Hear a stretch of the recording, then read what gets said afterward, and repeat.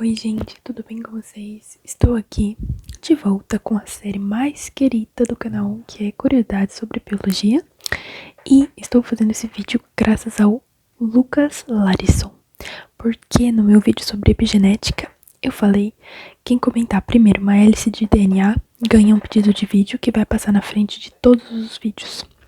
E ele comentou primeiro e ele pediu parte 3. Então voltei aqui com a parte 3 de curiosidades de biologia.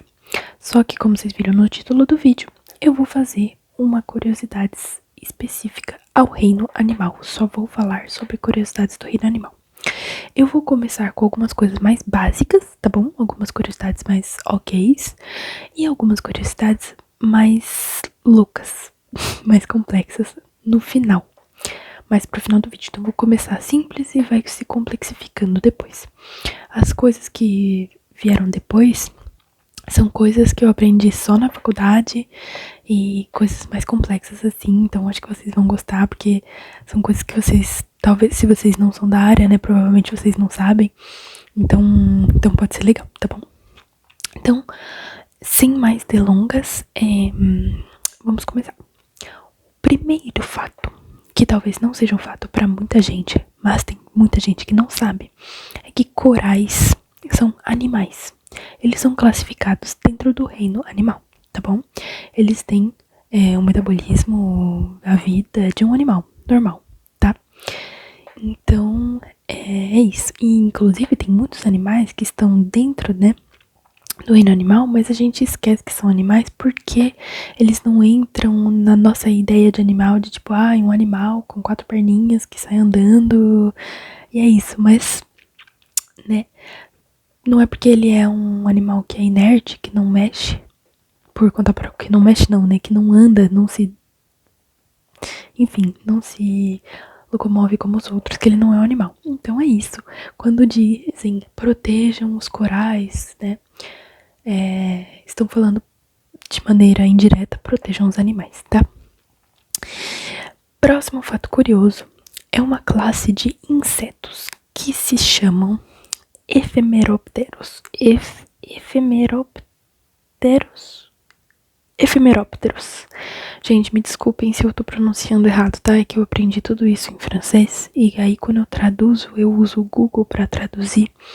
Então eu não sei se a pronúncia sai certinha, tá bom? É uma classe de insetos, tem várias espécies dentro dessa classe, mas eles têm todos uma coisa em comum. Como o nome já diz, né? De efêmero. A vida deles é extremamente curta. A vida deles tem unicamente 24 horas. E, gente, funciona. Eles nascem, se reproduzem e morrem. E a vida deles dura no máximo 24 horas. Então quer dizer que tem alguns que morrem antes de conseguir se reproduzir, tá? Então, aí vocês perguntam, mas pra que serve um animal desse, gente? Enfim, qual é, biologicamente, o objetivo de uma espécie? Perdurar no tempo. E esse foi o jeito que essa classe de insetos achou para perdurar no tempo, vivendo apenas 24 horas e morrendo depois da reprodução, né? E depois, né, esses bichinhos vão ser úteis, porque depois os corpos deles vão ser usados para alimentar animais que comem insetos, né? Insectívoros, né? Que comem insetinhos e é isso, e funciona. Então, se tá funcionando para eles, deixa eles, né? Próxima curiosidade, ainda nos insetos, é que moscas são insetos polinizadores, tá? Porque a gente sempre associa as moscas com a degradação da matéria orgânica, né? Porque a gente sempre vê elas... Ai, gente, que nojo que eu tenho de mosca. Mosca é realmente um bicho que eu não gosto. A gente sempre vê mosca, assim, em cima de matéria orgânica em decomposição, em cima de, né, matéria fecal. E as larvas das moscas são um dos maiores decompositores que existem, que estão, né, no planeta Terra. São muito importantes para a degradação da matéria orgânica. E a degradação da matéria orgânica, para quem não sabe, é muito, muito, muito importante, né? Ela é essencial porque ela transforma a matéria orgânica em matéria mineral de volta. E isso é muito importante no ciclo da matéria, tá?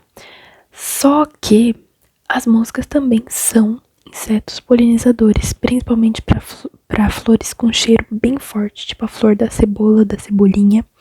A mosca é o maior polinizador desse tipo de flor, tá? E às vezes batendo em flores assim, elas acabam polinizando sem o objetivo de polinizar. Mas é importante, elas não são grandes polinizadores como as abelhas, mas são polinizadores mesmo assim, tá? E vou colocar uma pequena curiosidade, que na verdade não é uma curiosidade, só um esclarecimento, tá? Porque eu vejo muita gente falar, mas isso não é um animal, isso é um inseto. Insetos são animais, né? Eles entram na biologia no reino animal. Estão classificados como animais. Os insetos são apenas dos ramos da árvore filogenética, tá bom? É a mesma coisa de falar assim, falar inseto não é animal, mas isso não é um animal, isso é inseto. É a mesma coisa de falar assim, mas isso não é um animal, isso é um mamífero, entende? É só uma classe nessa árvore de depois eu posso explicar pra vocês o que é a árvore filogenética, tá bom? Isso é só uma parte desse grande reino animal, tá? Então insetos são animais, sim, tá? Próxima curiosidade, agora vamos entrar numa parte que talvez muita gente não saiba, não conheça. Vamos falar de água-viva, gente. As água-vivas, elas têm uma particularidade. Elas têm uma particularidade muito interessante que quando eu aprendi na faculdade eu fiquei assim, ó. Que doideira, como assim? A gente vê as água-vivas assim, né? Na água. Finge que eu sei que tá horroroso, tá, gente? Mas, enfim. Aí, como você acha que é o ciclo de vida dessa água-viva? Que ela se reproduz e depois tem água-vivinhas, pequenininhas, nadando junto? Assim, ela ali, bebê? Não é, gente. As água-vivas têm um ciclo de vida muito interessante, que é uma parte da vida, ela é livre na água, desse jeito, mas tem uma parte que ela é fixada no solo, né, no chão do mar. Então é assim que acontece. Duas água-vivas adultas vão se reproduzir e isso vai formar uma larva, tá? Larva, gente, lembrando que larva não é só a minhoquinha, tá? Tem vários tipos de larva que podem ter milhões de formatos diferentes. Então vai formar a larva. Essa larva, o que vai acontecer com ela? Ela vai cair no fundo do mar, tá? Ela vai cair por causa da gravidade e ela vai chegar aqui no chão do mar. Chegando no fundo, ela vai se fixar no chão e começar a se desenvolver. E aí, gente, ela vai virar um negócio mais ou menos assim. E fixada, tá, gente? Aqui no chão, tá? E depois dessa fase de vida fixada ao fundo do mar, ela vai se soltar e ter a fase adulta e madura sexualmente livre na água desse jeito. Então, né? Se você estiver mergulhando e ver alguma coisa fixada assim no fundo do mar, é uma água viva, só que ela está na fase fixada da vida dela. Essa daí, quero ver quem conhecia essa, hein? Deixa aí nos comentários se você sabia disso. Vamos passar para o nível mais avançado de conhecimento, que são coisas que eu aprendi realmente assim na faculdade e em aulas mais avançadas de biologia animal e anatomia animal, tá bom? Que é o membro quiridal. O membro quiridal, que é uma característica de todos os tetrápodes. Tetrápodes, para quem não sabe, é uma classe de animais que está sobre a terra, né? No início saiu da água ali naquela parte pré-histórica, né, gente, que saiu da água. Tem alguns tetrápodes que voltaram para a água, né? e que tem uma vida meio aquática e meio terrestre, mas de maneira geral são os animais terrestres, tá bom? E esse membro quiridal, a estrutura geral dele é assim. É assim, ó. É o que a gente tem. Essa é a estrutura geral de um membro quiridal. E todos os tetrápodes vão ter isso. Então, os sapos, os lagartos, os crocodilos, todos os pássaros e todos os mamíferos têm essa mesma estrutura. Só que, gente, o que muda? Vai mudar a adaptação, a vida, o tipo de vida, o estilo de vida desse tipo dos animais vai ser adaptado depois a partir dessa mesma base. Voou a tampa da minha caneta, ignorem. Como assim, Camille? Como assim a estrutura do membro quiridal é uma estrutura geral, mas vai ser adaptada a cada tipo de vida, de estilo de vida de cada animal? Vai ter as adaptações ao salto, vai ter as adaptações à corrida, vai ter as adaptações ao nado, né? Os animais que nadam com os membros quiridal deles, né? Então, o que muda? Ao voo também, esqueci de falar, que tem adaptação ao voo. Então, essa estrutura 1, 2 e 3 com os dedos, os pássaros vão ter elas, só que na asa deles, o que vai acontecer? Vai ter 1, 2, e a parte dos dedos, gente, vai ter geralmente o dedão aqui em cima e um dedo alongadíssimo, tá? Então, o pássaro, na verdade, ele voa com 1 ou 2 dedos super alongados, tá? A parte ossosa da asa. E aqui vai ser a estrutura da asa com as penas, tá? Mas a estrutura do membro quiridal, tá vendo, ó? 1, 2 e os dedos é a mesma. Então, aqui nesse caso, a estrutura do membro quiridal foi guardada, só que tem a redução e a redução do número de dedos e alongamento dos dedos que sobrou. E também, gente, não é só penas que podem servir de asas. Também tem o patágio, que é o que tem nas asas dos morcegos, tá? Depois, também tem a adaptação, uma das adaptações mais interessantes que eu acho é a adaptação à corrida. Que é assim, gente, guarda a mesma estrutura, né? 1 e 2 e 3, né? Que é o caso, gente, do cavalo. 1, 2 e 3. Então, aqui, gente, isso aqui, o cavalo, ele tem um dedo, tá? Então, a adaptação à corrida, de maneira geral, no reino animal é elevação dessa terceira parte aqui, que é o autópodo, e a diminuição do número de dedos. E no caso do cavalo, como ele é o ultramaster da corrida, sobrou um dedo só pra ele, tá? Então, o que ele tem ali no ponto, na ponta do pezinho dele, não é o pé dele, tá? O que tem ali na ponta é um dedo. Porque o pé do cavalo, na verdade, é aquela parte que você vê como é que eu posso dizer? Uma parte assim, relevadinha assim, em relevo, que faz assim no pé do cavalo. Isso é o pé dele, mas a ponta mesmo é o pé, a unha, é um dedo dele, tá bom? Depois, gente, tem os cetáceos, que são os mamíferos que voltaram para a água, né?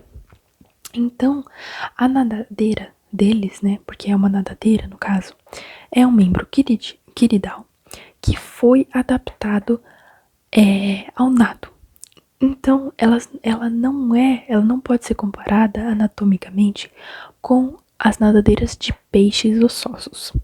Porque a nadadeira dos peixes ossosos é uma estrutura completamente diferente, que se chama o membro pterigiano, tá bom? Então a estrutura não é nada igual. Tem o membro pterigiano e o membro quiridal, tá? Não é a mesma coisa. Então, o membro dos cetáceos, né, vai ser 1, 2, e os dedinhos mais ou menos assim, né? Os dedos vão ser reduzidos e separados no espaço para poder nadar, né? E daí a nadadeira ela vai vir mais ou menos aqui, assim. Gente, nossa, calma.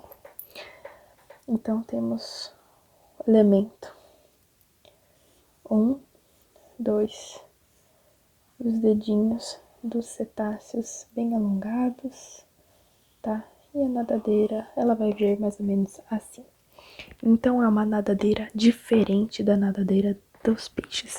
Eles têm uma estrutura parecida, né? Mas uma origem evolutiva completamente diferente, tá bom? Me diz aí se você sabia disso, que todos os tetrápodes têm a mesma estrutura de membros. Mas, né, vou adicionar alguma coisa que não estava na minha lista, mas vou falar. Quem está nos tetrápodes são as cobras, né? Mas elas não têm membros. Você me pergunta por quê? Porque a gente foi uma regressão dos membros, tá? Então, no início, antes da evolução dessa espécie até chegar ao ponto que elas não têm membros, elas tinham 4 membros, as cobras, né? 2 dianteiros e 2 traseiros. E no esqueleto tem traços. Nos esqueletos das cobras tem traços evolutivos que provam a existência antigamente, né? Desses membros que não existem mais. Mas isso não tira o fato de que elas estão nos tetrápodos. E tetra é 4 e poda, né, é pé em latim. Então, 4 pés. Então, todos os animais que têm 4 membros, que sejam eles asas ou nadadeiras, fazem parte dos tetrápodos. Inclusive as baleias, falam, mas a baleia não tem dianteiro e traseiro.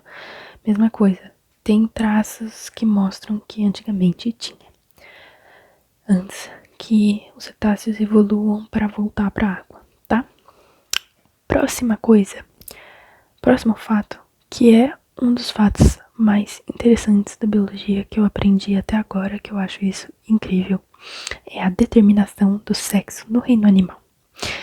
Porque o sexo, gente, existe não só no reino animal, tá? O conceito de sexo, né, na verdade, porque não é realmente uma diferença, assim, de sexo. Né, nos cogumelos, nas bactérias e outros organismos, é mais um negócio que a gente chama de mating type, que é o tipo sexual, tá? Mas não é realmente assim, macho e fêmea. Mas no reino animal tem essa diferença de macho e fêmea. Só que a determinação de macho e fêmea é um dos parâmetros biológicos mais instáveis da natureza. Como assim um parâmetro instável? Por que ele é instável? Porque é um parâmetro estável, né? O contrário é assim. Quando você tem o gene tal, você tem tal característica. E isso é fixo. É fixo, é assim. Ponto, acabou. Só que a determinação de sexo é uma coisa muito, muito, muito instável, porque ela pode mudar e ela é muito aleatória e é muito louco, gente. Por quê? Para nós humanos, né? É a determinação sexual com os cromossomos XX para a mulher, XY para o homem, né? Na verdade, eu vou falar de macho e fêmea, porque estamos em aula de biologia, não se fala de mulher e homem, se fala de macho e fêmea. Então, isso é nos humanos. Só que existem outros tipos de cromossomos sexuais, por exemplo, nos pássaros,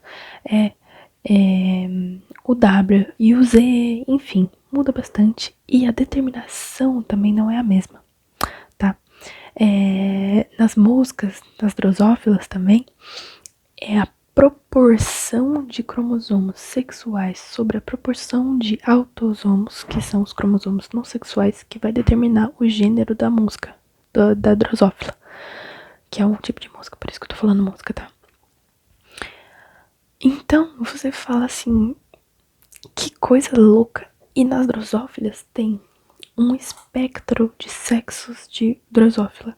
Tem embaixo, né, assim, nessa escala tem a fêmea, o macho, e entre macho e fêmea você vai ter algumas drosófilas com informações sexuais um pouco ambíguas, porque essa relação de gonosomo e autossomo, ela vai ser meio bagunçada e você vai ter moscas que vão ser inférteis pela proporção diferente de cromossomos sexuais e não sexuais, né?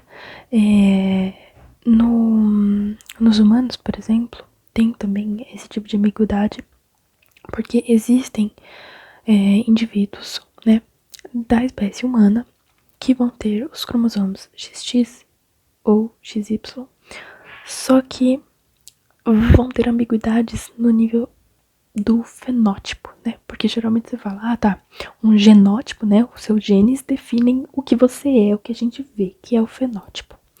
Só que na determinação do sexo isso não funciona, muitas vezes não funciona assim.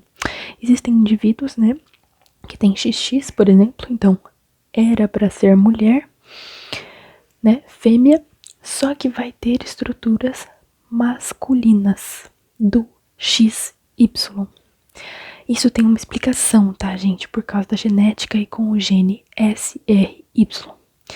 Mas eu não vou entrar nesses detalhes, porque acho que é um pouquinho demais e o vídeo já está longo. Mas essa pessoa vai ser infértil, tá? Ela vai, mesmo se ela tem os cromossomos XX, ela vai ser uma pessoa infértil com estruturas genitais masculinas, ou o inverso, uma pessoa com XY que vai ter estruturas femininas, ou não necessariamente isso. Não necessariamente o órgão genital vai ser diferente, mas uma pessoa XX que vai ter um órgão genital feminino, só que vai ter características muito masculinas, como pelosidade no rosto, e o rosto mais quadrado, enfim, coisas do tipo, e essa pessoa será também infértil. Os ovários dessa pessoa não vai funcionar. Ou uma pessoa do XY que não produz espermatozoides. Tem muitas coisas nessa determinação do sexo que ainda são mistérios, e coisas que também não são mistérios, que os genes responsáveis disso ou de aquilo serem conhecidos, mas é uma bagunça. Saindo dos humanos, vamos para as tartarugas, por exemplo. Os ovos das tartarugas, a determinação do sexo das tartaruguinhas é a temperatura na qual os ovos foram incubados. Olha como é um parâmetro instável, é isso que eu tô falando, entendeu? Não é assim, desde a fecundação já sabe qual o sexo vai ser, não. As tartaruguinhas, depois da fecundação dos ovos, dependendo do local e da temperatura na qual eles forem ser incubados, todos os ovos vão ser de um sexo ou de outro. Que doideira. A partir de uma certa temperatura, todos vão ser fêmeas. Entre outras duas temperaturas, pode ter fêmeas e machos. E inferior a uma temperatura X, só vai nascer macho. É assim que funciona. Vamos para o caso um dos casos mais doidos da natureza. Os peixes com determinação de sexo. Tem muitos peixes, muitas espécies de peixes que têm o sexo transitório. O que significa? Eles podem mudar de sexo. Mas por que isso é importante na natureza? Muitas vezes na natureza, né, em condições normais, uma população de fêmeas pode ser muito pequena em uma região X, ou uma população de machos muito pequenas. E o que eu falei no começo do vídeo? O objetivo principal de uma espécie é perdurar no tempo, é se reproduzir. A reprodução é o objetivo último, máximo de qualquer espécie. Então, o que acontece? Se tem uma região que só tem machos, ou uma região que só tem fêmeas, eles falam: como a gente vai fazer para que nossa espécie perdure? Pois um peixe vai mudar de sexo. Um macho vai virar uma fêmea para poder procriar e continuar com a espécie. Ou então uma fêmea pode virar um macho para fecundar os ovos. Só que, gente, é uma mudança real de sexo, né? Porque o sexo é determinado pela capacidade, biologicamente é determinado pela genitália e a capacidade de se reproduzir. Então eles realmente mudam de sexo, porque um peixe que nasceu macho é capaz de procriar, dar ovos, né? E um peixe que nasceu fêmea pode virar macho e fecundar os ovos de um peixe fêmea. Então é uma real mudança de sexo, né? Por isso que é instável, né? Não é, por exemplo, assim, meu nariz. Se eu quiser, eu mudo meu nariz amanhã. Isso é estável. O gene que determinou meu nariz foi esse e é ponto final. Mas o gene dos sexos é a coisa mais subjetiva que existe dentro do reino animal. Tem outras espécies não de peixes, tá? De peixes também, mas enfim, de outras coisas, de outros animais, onde o macho mora dentro da fêmea. E como ele vira um macho? As larvas estão ali. Larvas, como eu disse pra vocês, não necessariamente minhocas, pode ter várias formas. A partir do momento que a fêmea vai englutir o macho, essa larva, ele vai virar macho. Entendeu? A determinação de sexo vai ser feita a partir do momento que a fêmea vai englutir esse macho. Ele vira macho e ele mora dentro da fêmea. Mas por quê? Como eu já falei, todas as espécies acham o melhor jeito de fazer a espécie perdurar. E qual é o jeito de fazer a espécie perdurar? É a reprodução, o acasalamento. E essa espécie achou um jeito ótimo de acasalar. O macho mora dentro da fêmea, quando está no momento fértil, ele vai lá, fornece o material, né? Os espermatozoides e é isso, acabou. Pronto, a fecundação está feita.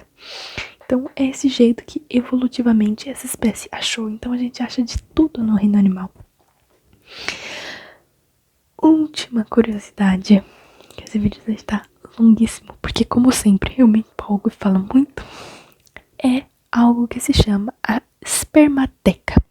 A espermateca é algo que existe em vários insetos, em vários crustáceos, em vários aracnídeos e etc. E o que é a espermateca? No momento do acasalamento, a fêmea vai guardar os espermatozoides dentro da espermateca. Porque talvez naquele momento, no momento do acasalamento, não é o melhor momento para a reprodução. Porque ela não está numa temperatura boa, porque ela não tem comida suficiente. Porque a reprodução é algo que necessita muita energia, né? Muito alimento. Então, só que as fêmeas não vão, né, não acasalar, porque o acasalamento é uma coisa que pode ser rara na natureza, achar um indivíduo de sexo oposto dentro da natureza. Então elas não vão perder essa oportunidade, só que não está no momento certo, porque elas precisam de uma situação confortável, uma situação com bastante alimento, né? Então elas esperam o momento certo chegar e elas guardam aquele esperma na espermateca durante bastante tempo. Pode ser de alguns dias, uma semana, em algumas espécies até um ano elas ficam guardando, esperando o momento certo. Quando é o momento certo, elas usam aqueles espermatozoides que estavam guardados para a fecundação dos ovos delas. Não é louquíssimo isso, gente? Eu amo esse fato. Então é isso, gente. Eu espero que vocês tenham gostado muito desse vídeo. Eu amo fazer esses vídeos, né? Acho que dá pra ver a minha empolgação. Sempre que eu faço esse tipo de vídeo, eu fico empolgadíssima. Aí, quase 30 minutos de vídeo já. Então, gente, é isso. Espero que vocês tenham gostado. Deixa seu like, deixa seu comentário. Me diz aí o que você achou. E é isso. Vejo vocês no próximo vídeo, tá? Muito obrigada por estar aqui. E tchau!